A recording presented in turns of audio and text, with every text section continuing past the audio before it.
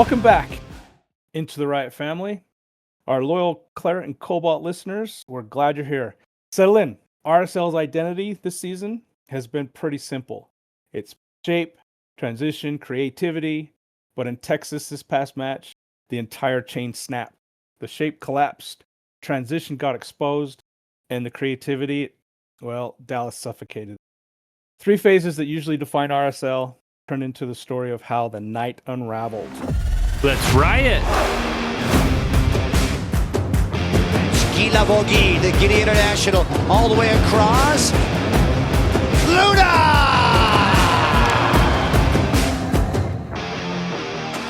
All right, Kevin, let's get into it.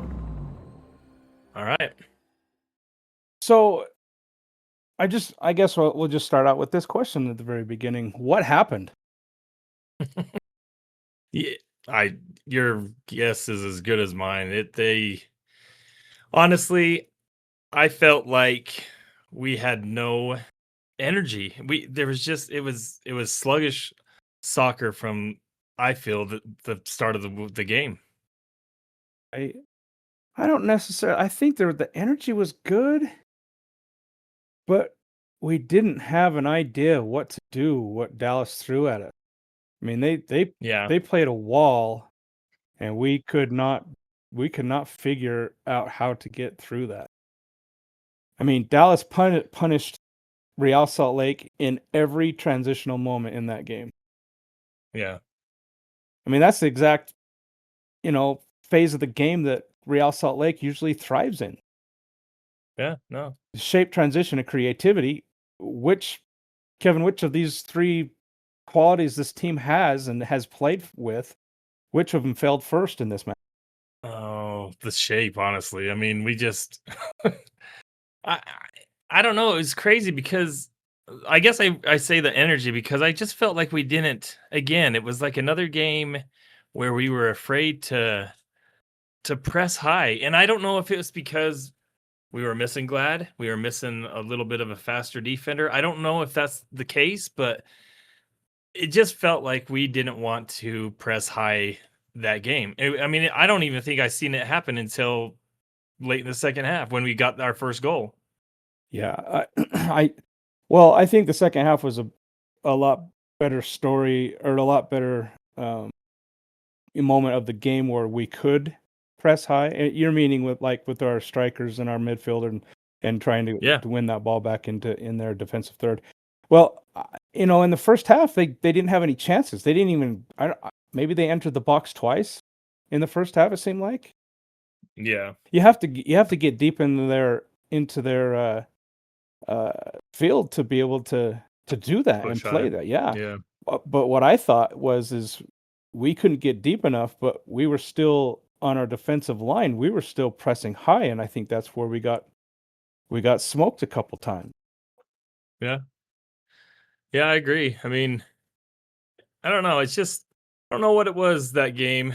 I mean, like you said, we couldn't really get into their half, I guess, that well. But I guess our shape was just really, it was just not there because, we did lose quite bad in the midfield. That first half. Yeah, it's interesting you talk like that because Pablo, he pins this loss not on structure, not on the shape, but or on the structure. Sorry. He blames it all on the structure, just not the effort. So I kind of agree with him, and I agree with you too with the shape not being there for this match.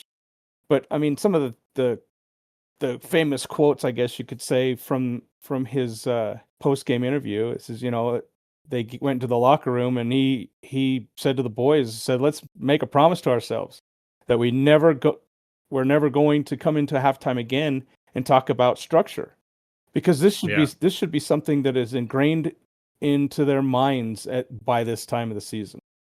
Well, right, and I mean, and how well they've played it, 5-6 games.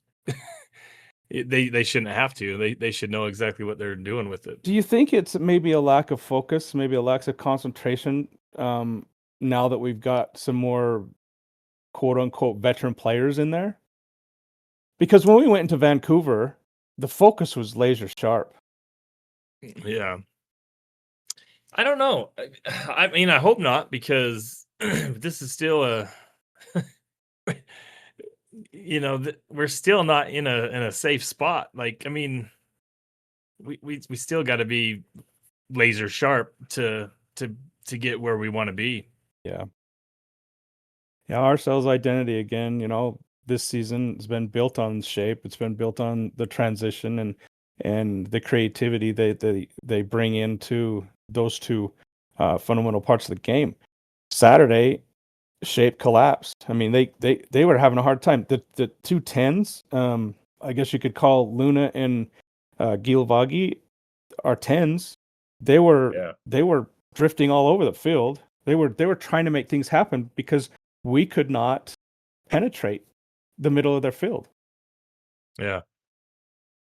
And then when we did, and we'll talk about this a little later, twice, Kevin, on corner kicks, we were our transition from attack to defense was exposed horrifically.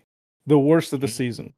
I mean, we were scored on twice, not by their possession of corner kick, but by our possession of corner kick. They went down the field in less than probably 10 seconds and scored twice. Yep. And then the creativity suffered because of that, because we couldn't find any penetration spots in the middle of their field.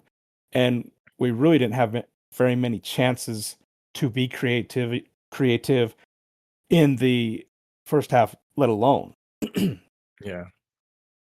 So is Pablo right? I mean, to put the loss entirely on the structure, or is that just kind of hiding deeper issues? Well, I mean, I think he's right to put it on that, but I don't think he's trying to like hide them or oversimplifying them, but I do think there are deeper issues, and maybe, I don't know, maybe he doesn't feel like those should be an issue, and so maybe he just doesn't want to bring those up as issues, because maybe he feels that this team should be able to run the structure even without some key players. So do you think some of maybe the deeper issues is maybe the roster isn't as deep as we thought at the beginning of the season? Well, I mean, I think it's deep, but yeah, it's not deep right now because of all the injuries we've had. Yeah. I mean, there's people we still haven't even seen play that we were expecting, Yeah. Well, Henry was ready to play. I mean, he was on the how come we didn't try him at the center back? Because I'm just gonna put it out there. I mean, a lot of the argument with Quinton starting early in the season, blah blah blah. I think he might be a better outside back, a left or a right center, rather than the center, because I don't think, he looked like he was lost to me. Yeah. And it did not look like there was the leadership from that back line when Justin. Well, and yeah, that was the one thing I told my kids while we were watching the game, was that I wasn't really afraid of his skill. I think he's a good defender. I was afraid of his leadership as being that center back, and you could see it. You could see that there was no leadership for that defensive line, and it was tough. But you can't, I don't put it all on Quinton, because I don't think they ever thought that he would have to have that position. Absolutely not. I'm not putting the game on Quinton at all either. Right. I mean, it's just one of those things where, it's the next man up mentality. There's 7 other players in front of Quinton that didn't do their job either on those goals, and we'll talk about that a little bit. Yeah, but I do agree with you, because I felt, and I even said this while we were watching the game, that this would be the perfect time to try Henry out, Maybe they weren't sure how many minutes he could do, but I thought that, put him in at 60 minutes and, we're down already. Let him get into the swing of it, and I thought that would have been a good opportunity. I felt like we kind of missed on that, to see how he would react to the game. Yeah. So let's get into it. Let's talk about the first half. Obviously, Glad's absence, it played a pretty prominent role in this match, I feel. Yep. The first goal that FC Dallas scored was by Moreno in the 18th minute. It's one of those times where we're set up for a corner kick and we didn't do much with it. And it was a quick pass out. Diego Luna stabs at the ball. I don't know if you remember that, but that's one of the glaring things. It's like, I mean, we have to know where our defense is behind us before we do something like that. I don't care if you get in the way. I don't care if you foul. Whatever. But Luna stabs, and then Moreno slips in between Quinton and Yedlin, which Quinton kind of faced him up, and I kind of felt like Yedlin kind of dropped back a touch to give that space, and then he just smashed it through. Well, I think Yedlin, he did go back, but I believe that it was because Musa was on that left side, and I felt like he thought maybe that they would give off to him, if he stayed right there on the center. But I mean, either way, they probably would have scored on that. I mean, if he would have stayed central, maybe that kick or the pass goes off to Musa and they bury it that way, who knows. But yeah, it's tough to say. And I figured, okay, one moment of disorganization on the defense. When I say defense, it doesn't mean the back three, it means all 11. Because I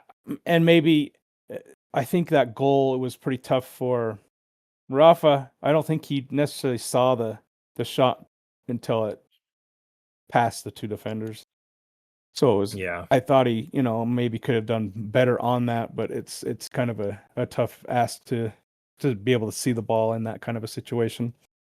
Then 6 minutes later, I believe it was Spearings that played the ball up to Solans, and Solans has this horrible touch, which puts the ball out 5 yards in front of him. Dallas wins possession. It's again 1, 2, 3 passes, and Dallas is off again. Cabral makes the initial save, which is was a great save, but the rebound falls, right to Fiera's feet, and now it's all of a sudden RSL's down 2-0. It's halftime, and they're in a hole for the first time this season. Yeah.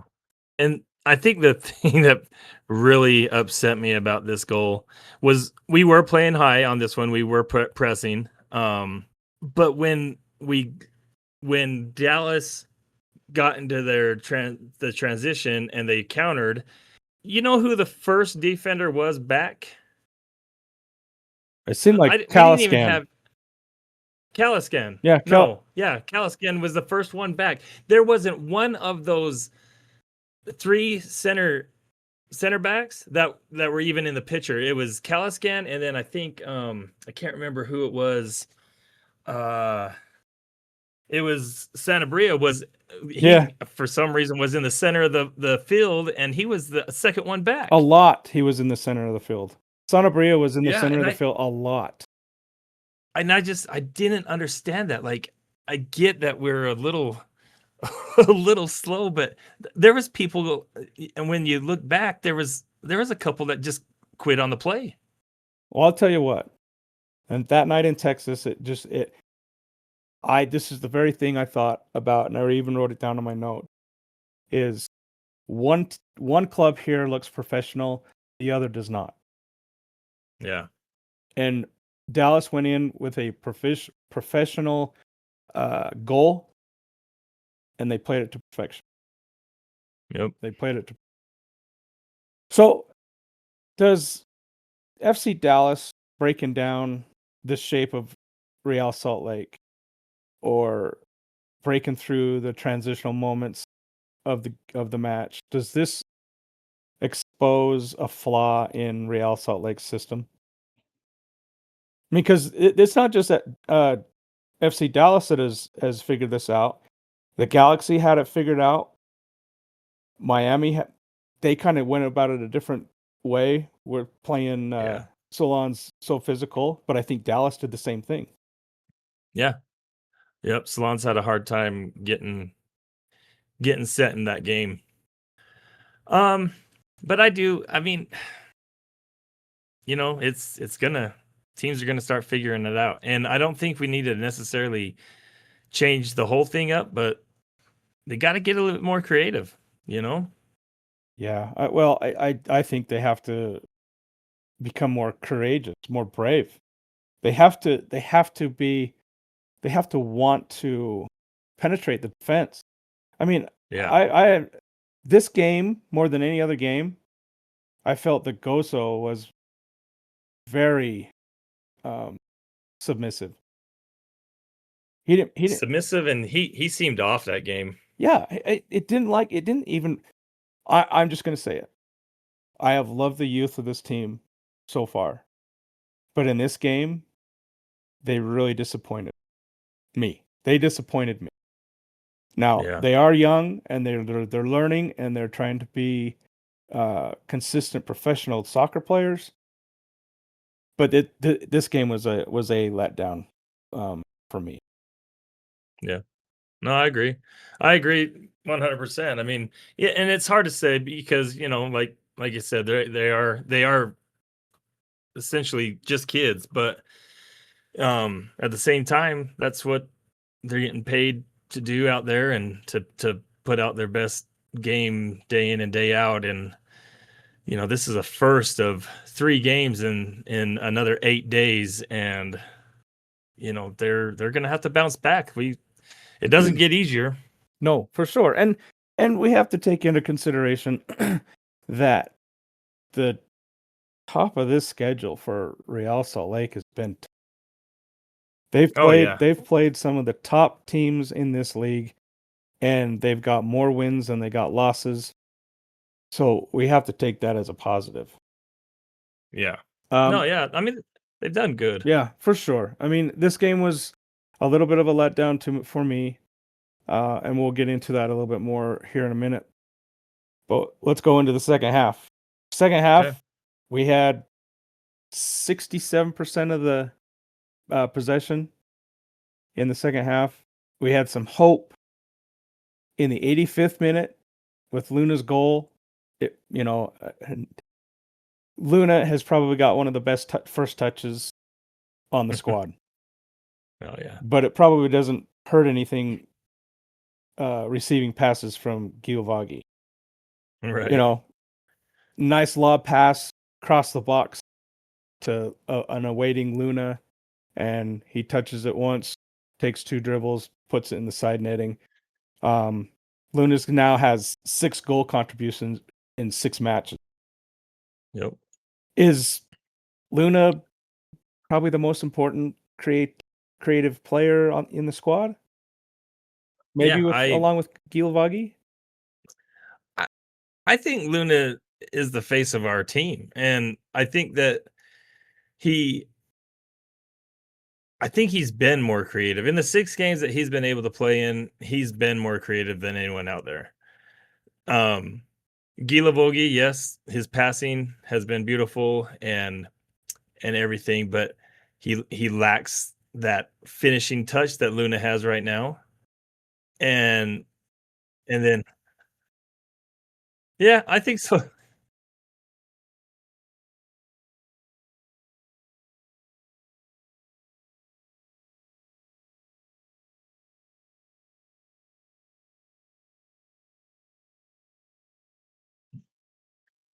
Yeah.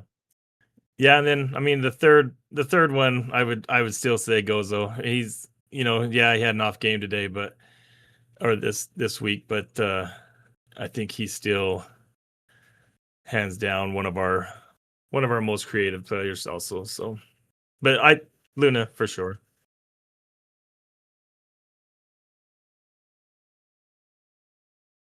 Yeah, and I don't know. It's just weird because, like you were saying, I mean, we had a hard time getting into the middle, but it just seemed like we had a hard time even on the wings to get going. Like I don't know. It was weird. And props to Dallas because they had us shut down. Yeah, a lot of at a lot of points. Gilavagi had a tough time getting started. I think the way the attack, the build from the back, kind of slowed down at about midfield, kind of hurt Luna's game. Mm-hmm. But I think the positive of this whole match was Luna and Gilavagi and the chemistry that they displayed against Dallas. I mean, should we be building this attack around those two players? Yeah, and I mean, it's funny because I do think so. But Salon's in there too. But yeah, I do think that those two are the most they bring the most opportunity. Should one of those players, I was thinking about this at the end of the game when we were down and trying to get back into it after Luna scored. Should one of those, Luna or Gilavagi, should they be playing higher to help Salons out?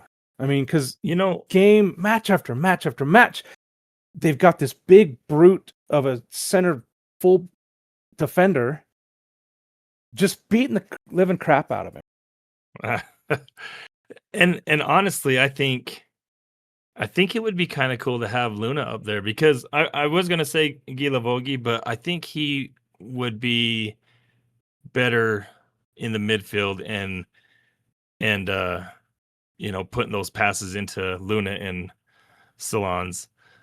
So yeah, I mean, I would love to see it. I would love to see 3 in the mid and the 2 on top. But I think they could do that. I don't know if they have to change anything formation wise at all.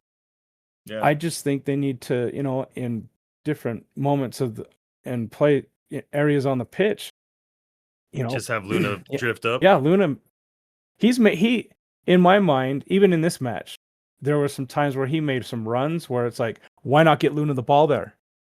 Yeah.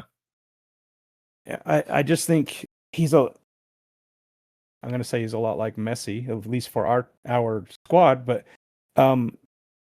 he's one of those guys that does things like Messi. Messi will pass the ball and then he'll spawn from one place to another place just in a snap of a finger. And it's like, how did he get there? Luna's a lot like that. He does the same kind of things. Yeah. And I don't know why. I don't know. Maybe they're just not seeing it. They're still gelling. I mean, it takes more than 6 games to become, a team that you don't have to speak to each other Right. and do things. Well, after Luna's gorgeous goal, Dallas slams the door. Yep. Another breakaway, if you will, another counterattack on another corner kick. Sam Sarver. Was he the fastest player on the field? He sure seemed like it. It was nuts. I've never seen anything like it. He was subbed on just recently, but he definitely was at that point in the game, he was definitely the freaking fastest person right then. Okay, well, you made a good point. He was just subbed on. He was subbed on maybe 2 minutes before he's Arcani. Yep. Did you happen to watch that last goal more than once or twice? I actually didn't because I was fuming. Well, maybe go back. It's probably good that you didn't at that point, but maybe go back and watch it because I watched it 5 or 7 times. And Aiden is the other youth kid, the other young kid on that team that really disappointed me in this match because of this play. He was shoulder to shoulder with Sarver, who scored the goal. Mm-hmm. He if he doesn't know the situation, then maybe he should watch this film and become accustomed to it, because there's no reason why he doesn't stand between him and the ball, foul him, take a yellow card for the team. Right. At that point in the match, RSL had all the momentum going, and it just seemed like there was another goal coming. And Yeah, all no, he has to do is take, even if it's a red card, RSL would still have a chance to win the match. Yep. I don't understand. But I mean, poor Caliscan, he couldn't even keep up with the play. But yeah. Because he was doing it all match long. Oh He yeah. was covering for those. running his Yeah. It was really disappointing. I mean, yeah. and I don't want to be too judgmental here, but man, the youth has killed it this season and has saved our butts in multiple matches. Yep. This one, it was kind of our kryptonite, because Yeah. I don't think they necessarily showed up. And I think, I mean, I think with having so much youth, we're gonna have that, because they're not seasoned like these other players, and so it's I guess in a way, as fans, we have to be ready for that. But yes, we all are gonna just think that they should be able to do it day in and day out. And I know there's a lot of fans around me that are that for sure think that. So how about the fiery mentality of Luna? I like it. I like it too. And they kind of brought that up in the game, the commentators, and that you kind of need that on a team, and I feel like you do. I mean, when he scored that goal, and some of the things that he was put himself in the middle of, and things like that, I think it shows the rest of the team that, hey, he's here putting everything out there for us. We need to do the same. How about him getting in a scuffle with Dallas's team captain, coming away with the captain's armband and throwing it into the stands? I mean, I know a lot of people would probably frown upon it, but I loved it. I mean, it's not just because he did it.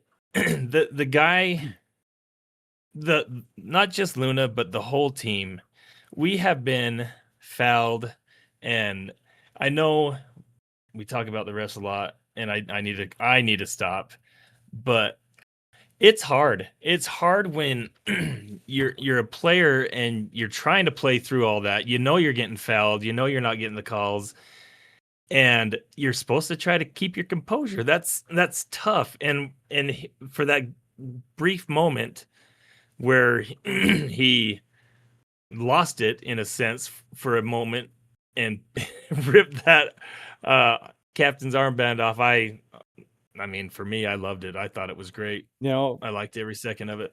That moment alone gives him the man of the match for me. Yeah. That moment alone. I mean, we talk about the referees. I mean, we could be talking about Arsenal if you really want to talk about referees and how screwed up that whole situation is. But that's a whole nother show. Show. Just think about all those English Premier teams that have been screwed by Arsenal in the last minutes by fouls in the box. Yep. I mean, no one knows it better than Newcastle, who may get relegated because of it. Yep. Sad times. Yep. So let's just kind of talk about the big picture real quick, and then we'll just kind of get moving on and end this episode. But there's a few more things to talk about. So RSL has now lost 3 or 4 matches. In each of those losses, they conceded early goals. They've struggled with the structure, with the shape on the road. Is losing 3 out of the 4 last matches a warning sign, Kevin, or is it just kind of early season turbulent? For me, at this point, I feel like it's a warning sign. I really think that the team needs to kind of I don't know if it's regroup, but they definitely need to come out swinging right more from the start. So is this Wednesday is must win? Is it we got to respond in this game, or is it just another match we got to go and get? I yeah, I think it's a must win. I think we have to respond on this game, and honestly, this one and Saturdays. I think because we're home, we need to come up with 6 points in these next 2 games. Yeah, I think so too. I mean, with Dallas beating us, that puts them even, well, ahead of us Yep. because of head to head right now. Right. But yeah, I mean, we're sitting 6th, 7th right now. Yeah, and the only thing that's kinda helping right now, like, LAFC, I don't know what's going on with them. They've gone on a little bit of a slide themselves, and if we can keep on some of these teams that are higher ranked than us losing just as many, it's helping us out. But yeah, I mean, I really do. I mean, we got it's Houston and then Colorado, and I think that we need to come up with 6 points between these 2 games. So Yeah, oh, Seattle, I didn't even realize this until right now. Seattle and San Diego draw. oh, They really? drew 1-1. So Yeah, I didn't see that's that either. that's kind of huge actually. Yeah. Wow. Okay. Well, that keeps us close anyway. That whole West is pretty tight. Yeah. That whole West is pretty tight. San Jose, they're they're running away right now, but yeah. Yeah, they are. They're 10 point. There's a 10-point distance us and them. Yep. Kevin, does this RSL squad, do they have the mental toughness to win ugly on the road? I think they do. I mean, they definitely haven't shown it really yet. But yeah, I think that they have it. They just need to show it. I think they need to get nasty. Yeah. I They need to play a little bit more like Luna. I mean, Luna's got it. I believe that Kaliskin's got it. I think Salons has it. I think Salons for sure has it. I think Gilavagi could have it, but that's just not his style of play. Well, that and honestly, the more I watch him, it's almost like I hate to say that he's still trying to learn the league, but it almost seems like he's just kind of studying how all these teams play. And I think the next time around, especially with the Western Conference teams, I think he might have something for them all. Yeah, I think he's still got some surprises. Yeah, up his sleeve for sure. But Kevin, the identity is still within the team. Pablo in his post game interview said, "This is a reset button, not a panic button." But do you think the structure first mantra by Pablo is limiting the creativity, or is it enabling? I think it's enabling it. I just think that we're not. I don't think the players are taking the opportunities when they have it. I mean, Certainly in other games, but this game specifically, do you think the structure kind of enabled the goal that Luna scored, or do you think it's more of a limiting factor for it? I don't know. Because this is my thought, and you can gather your thoughts while I'm yapping. Okay. But when I first started coaching, my plan was to have a team that played like the Germans in this hard structure. This position does this position does that. And the ball goes here at this point, and the ball comes this way at this other point. I learned very quickly that you have to have some more flexibility in the system. You have to have players be disciplined system-wise within the system, but they have to be flexible with their creativity. the creativity has to match the system. Okay. So No, yeah. no, go ahead. Well, so after you saying that, okay, and even okay, yeah, it's sure it's probably limiting the creativity, and now that you said all that, and then thinking back at when Pablo told the boys to be selfish, and we were just shooting the lights out of, I can't remember what game that was, It was the last but one we just won. yeah, but it's almost like, so he Portland. has to tell him that Portland. Sorry. Okay, thank Sorry. you. No, you're good. Because I was still kind of thinking about it, but so if he has to tell him that, hey, let's do this, then yeah, I think maybe then his structure first is limiting the creativity. But I think, and I agree with that, and I agree with the other side too, because Pablo has said it multiple times in his post-game interviews that he wants them to shoot the ball. He wants them to, be creative. He wants them to break the break the lines, to penetrate, the defense. And the only way you can do that is to take chances. But in that system, when you take chances, you have to make sure where you are and what needs to be done if the opposing team gains possession. Because twice they got beat on corner kicks, and they went transition from taking the corner kick to defending. They didn't do it very well. Twice in the game, twice they got scored on. And then when they turned the ball over in the middle of the field, even on our side of the pitch, I mean, those kind of things cannot happen. But it's tough because you kind of stiffen up the play a little bit when you do that. But I just don't think, I think we were trying to shove it down the middle of the field so much. We needed to be on the outside more.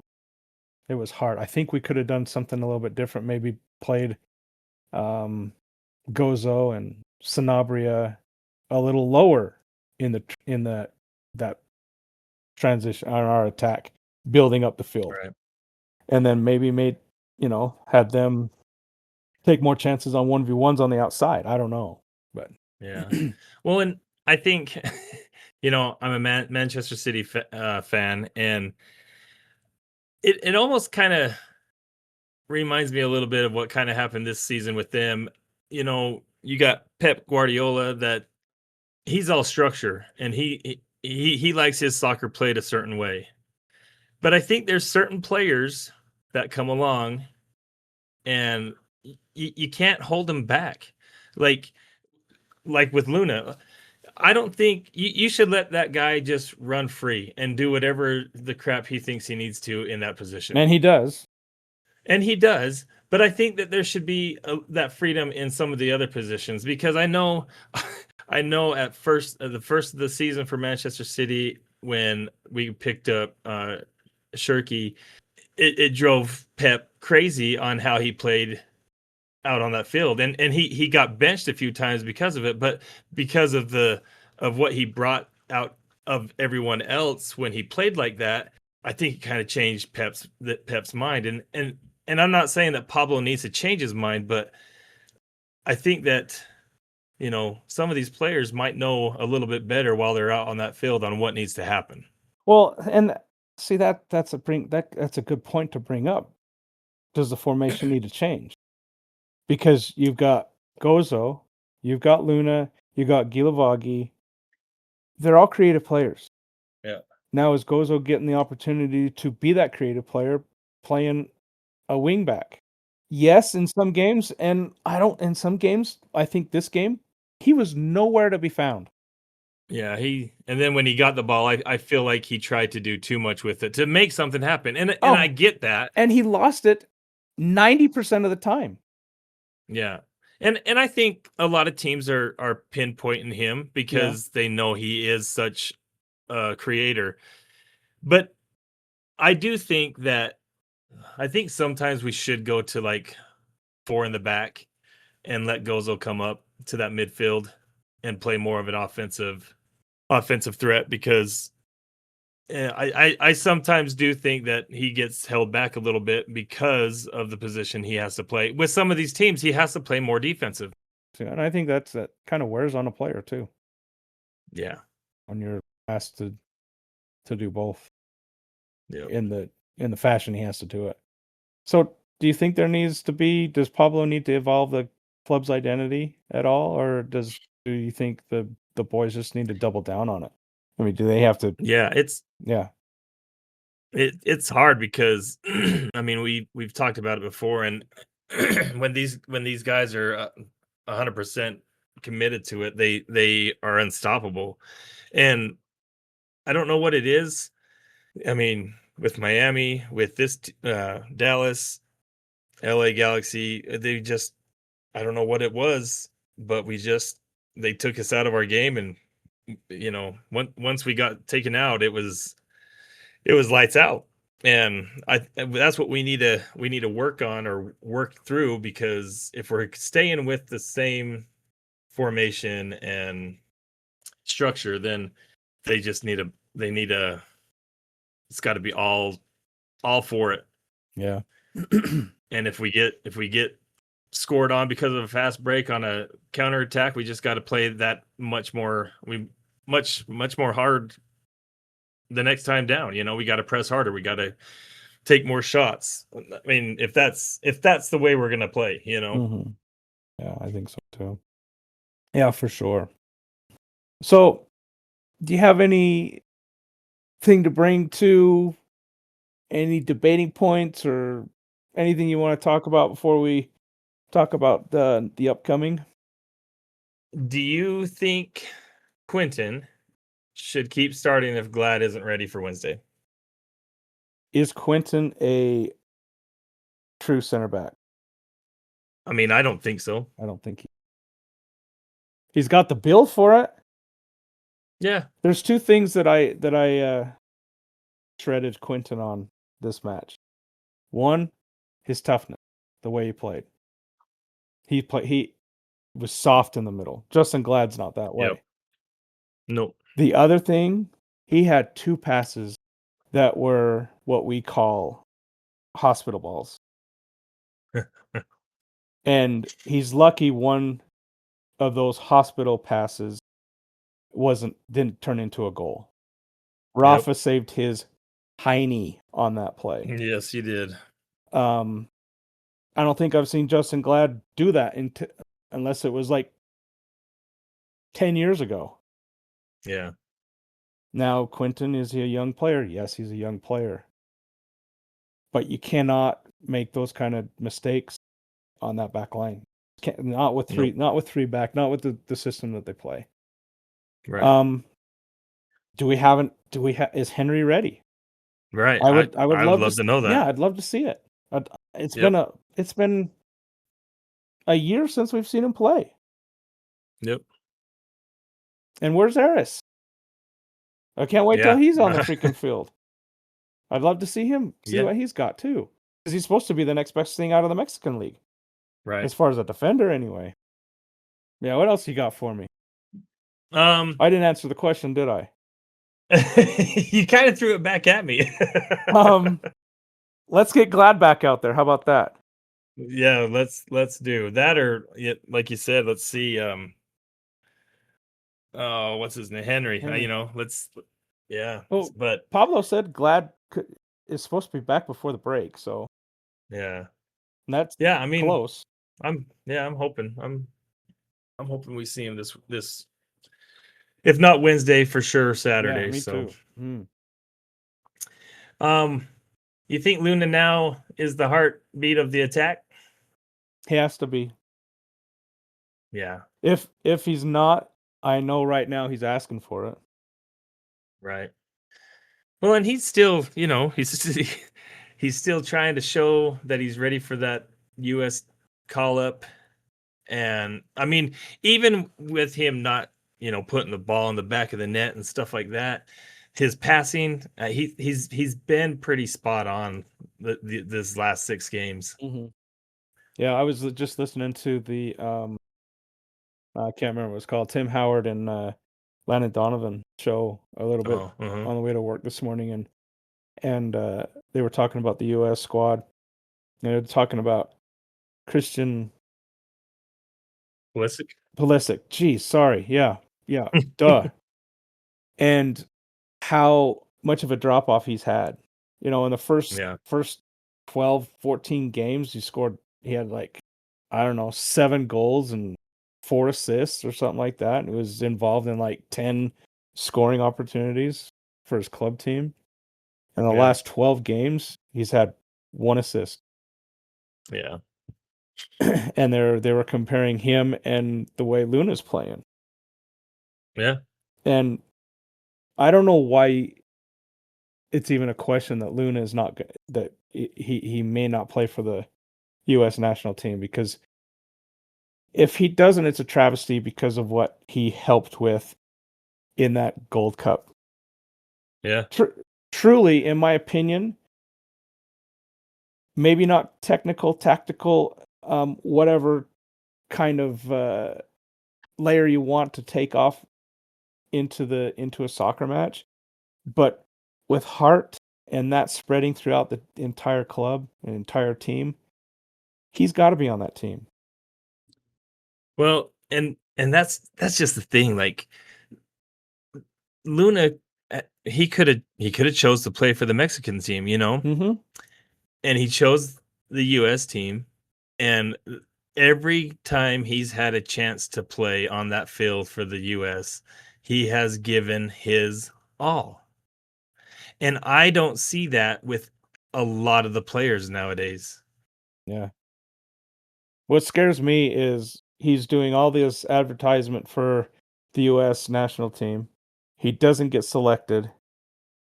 And the next time we have an international game, he's going to be in green and red. Yeah. Because they'll take him. Yeah. Well, what about the 67% possession? Was it misleading or a symptom of deeper issues? 67% of the possession in the second half. The overall percentage of possession they had was 73% in the game. Yeah. 73% of possession in the game, you lose the game 3-1. Soccer's a stupid sport sometimes. Yeah. It's a stupid sport sometimes. I mean, I've been watching the hockey playoffs too. Stupid sport sometimes. Because sometimes the best team on the field doesn't always win. Tactically, was Dallas better than the RSL? No. Did they play their game plan better than Real Salt Lake did? Absolutely, 100%. Yep. 67% misleading in the second half? No, I don't think it was misleading in the second half. 73 overall, yeah, it was misleading. And I also think it is a symptom of a deeper issue. And that's, they have to be better in transition. They have to be better in transitioning from attack to defense and defense to attack. They have to be better. If they're not, they're going to have games like this about 50% of the time the rest of the season. And it's going to be another. We can't have that. No, and it's going to be another hard road to get to the playoffs again. Yeah. Yeah, the other stat that I think is just staggering is the accurate passes. I mean, 508 passes, dude, to their 178. I mean, that's approaching EPL worthy stats in a game for passing. Yeah, it's crazy. 580 and 88% accurate. That's crazy. Yeah, I mean, and total touches in the opposition box, they had 33. Yeah. Yeah, and still, that's crazy. Crazy. They had 7 corners. Yeah. And they and I think 6 of them were worthless. And the crazy thing is 2 of those 6, Kevin, they were scored on. Yeah. Yeah. And it's nuts because we talked about how much we couldn't get into their half the first half, and we still had all of that. Yeah, And the thing of it is, it comes down to not playing a full game. Yeah. We played the second half again. We can't. Yep. This team can chase games. They can chase matches, but we shouldn't. Right. RSL is a better team than a team that has to chase a game, chase after goal. They shouldn't have to. They should be dictating the play the way they play if they play the game they're supposed to play. Yep. Well, Kevin, looking ahead, who comes to our house on Wednesday? Houston. We got a quick turnaround Wednesday, 7:30 p.m. at American First Field. Does Glad return? We hope so. Does Pablo rotate some things around? Hopefully he's got some options going into that next match. Yeah. Can RSL reestablish home structure? I think they probably can. I think so too. This is an opponent that they should probably handle. They should probably get 3 points from the next two matches. Yeah. And then Saturday's the big derby. Playing for that. What do they call it? Rocky Mountain Cup. And then the Luna / Gilavagi chemistry. It's starting to heat up. I mean, they're starting to really play off of each other well.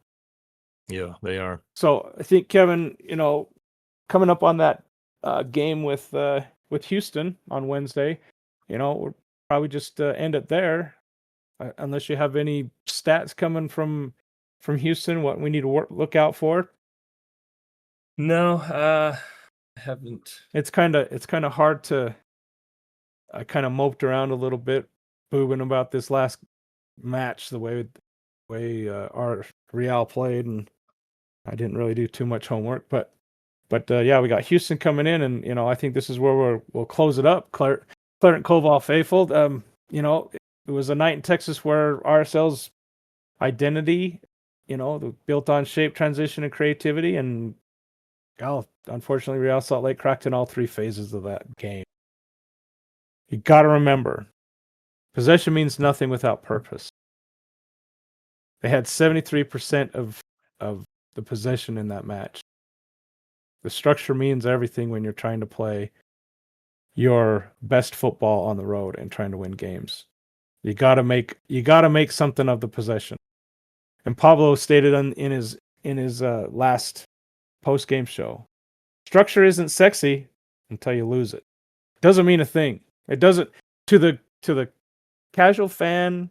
Structure, they don't know what the form is. They don't know what the formation, whatever, the tactics that they play. It doesn't mean anything until you lose it. And then everybody starts talking about it. So they got to fix that. Wednesday isn't just another match. It's a kind of a temperature check and see where this Real Salt Lake team is.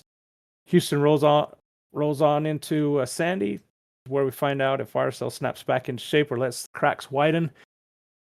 The identity of the boys, of the youth, of the squad, of the club gets tested under the lights in America First in the Riot. The response will tell us everything about this team and maybe what's in front of us ahead of the season. We want to hear your thoughts. If you have takes, predictions, or full-blown rants, we want them. Follow us, share the show, drop your comments, tag us, argue with us. We want to hear all of it.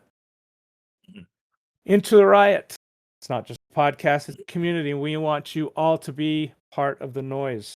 Hope you're all there at the stadium on Wednesday. Stay loud, stay loyal, stay with us at Into the Riot. Vamos Real!